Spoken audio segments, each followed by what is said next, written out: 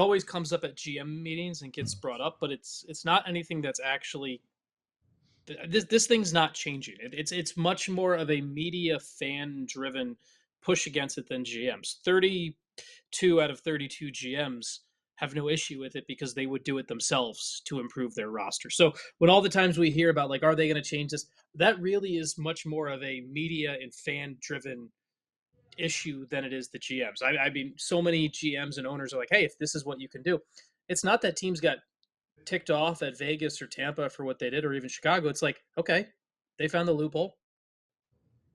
Just be better at it. So that's I don't think it's something that when you look at kind of GM meetings and how things are going, it's not nearly as much of a potential change as it is more of a, hey, this is something that media members like to talk about and push against. And honestly, like the Luds, we can call it what it is.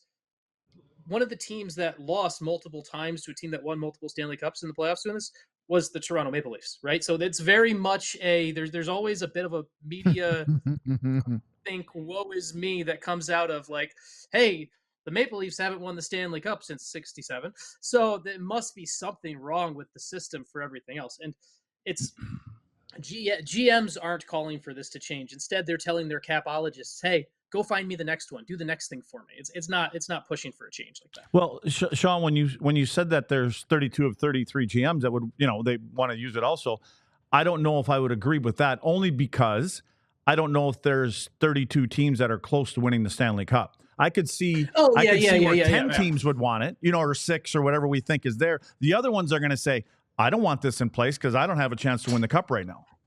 No, but on the flip side, it's the same rule that allows bad teams to be bad. Like we always get mad at the Blackhawks in Vegas for using the rules to cheat the system positively, but we just like, oh, look at what like Utah, right? Look at what the Coyotes did. They cheated. They used the same rules effectively. They manipulated LTIR to get, and by not doing it, to get to the cap floor at times. So we always get mad and yell at the teams that use the tools to be good, but we never yell at the teams that are bad about it. So those bad teams are using just as many loopholes to pay as few guys as possible. So let me ask you something. By the way, I have a hidden tattoo. It says, if you ain't cheating, you ain't trying. Do you? Yeah. Yeah. Because it's life, man. And it's fun. I first heard that. I remember I was in Albany with the River Rats, and we had an arena football team that we operated as well. And I remember talking to their coaches. I did their broadcasts and traveled with them as well. And they talked about that. That was the first time I had heard, if you ain't cheating, you ain't trying. And it was in regards to basically trying to manipulate one of the on-field rules. And they said everybody tries to do it. Mm-hmm. And if somebody gets caught, you get slapped on the wrist, you deal with it. But if you're not trying, then you don't care enough to try to win, which it stuck with me ever since. I want to ask you guys, because I think we should probably carry this over in a couple minutes. Luddy brought up an interesting thing about the timing of when you make a decision. And again, we don't know whether Tyler's going to be put on the shelf long-term or not. But is there a preferred, again, this is all speculative, and I keep sort of saying this just to make sure that people don't take this as us reporting something that we don't know. But is there a preferred avenue of having a player have something, missing a chunk of the season, and then returning with 10 or 5, 10, 15 games left before the playoffs to get right, or use the LTIR to the playoffs and that player just has to get right during the playoffs? I would say, just to your first point, I think the people that listen to this show already clearly know that we don't know anything. So they're not taking any of this for granted. Like, we know what we're talking about. That comment from Owen, that question is for one of you two guys. What do you think, guys? I'm a believer that if it's the what is, so just like when we talked about coaching changes, like who is the guy that's going to come in and replace it?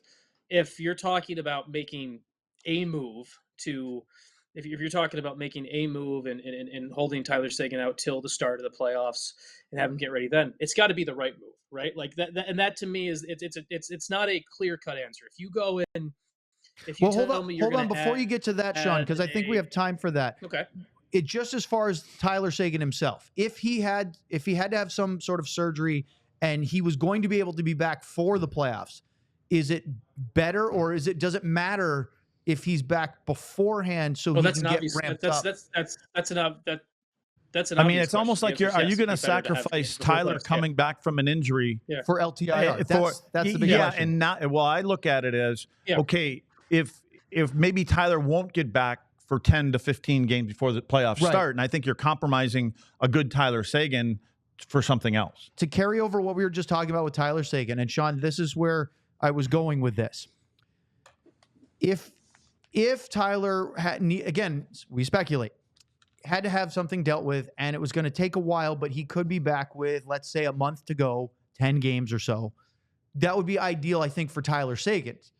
But if that's the case, as many know, and if you don't, using LTIR during that period, if he comes back before the start of the playoffs, you have to be able to be cap compliant as he comes off LTIR, which means you can't go use $9.5 million in extra cap overages and then have him play those last 10 hypothetical games. The only way you can, I don't even like the word cheat the cap, use the LTIR to your advantage, is he doesn't come off until the playoffs. Again, we don't know if that's going to happen or not. If that is indeed the case, who would you target? Yeah, it's an interesting question because there's two different ways you can go about this, in my view. You can go to, you use that space to target a need where you're like, okay, this team has very much the same issue it had last year when it went and got a Chris Tanev, right? You need to better protect the net. You need to do a better job on the penalty kill in that regard, and things like that. Just go get another Chris Tanev type guy. And now Chris Tanev is obviously not leaving Toronto, so it would have to be someone other than Chris Tanev.